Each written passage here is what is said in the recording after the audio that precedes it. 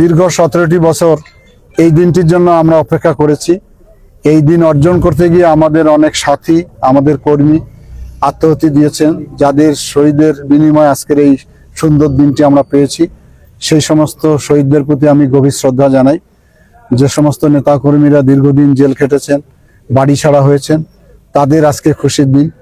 এবং সর্বোপরি আমার জেলার 3টি আসনে আমরা বিজয়ী অর্জন করেছি এবং ধীরে ধীরে বিএনপি সরকার গঠনের দিকে এগিয়ে যাচ্ছে। ইনশাআল্লাহ তারেক রহমানের নেতৃত্বে একটি সুন্দর বাংলাদেশ, মানবিক বাংলাদেশ, গণতান্ত্রিক বাংলাদেশ করার ক্ষেত্রে আমরা ভূমিকা রাখব। আর আমার জেলাকে আমি আলোকিত করব। লালমনিরহাটের মানুষের যে আর্থসামাজিক দন্যতা রয়েছে, সেটার জন্য যেভাবে কর্মসংস্থান সৃষ্টি করা যায়, আইন শৃঙ্খলার উন্নতি করা যায় এবং এই জেলাটাকে একটি আধুনিক এবং মর্যাদাশীল জেলা হিসেবে প্রতিষ্ঠা করার জন্য যা কিছু করার দরকার সবকিছু করবো ইনশাআল্লাহ।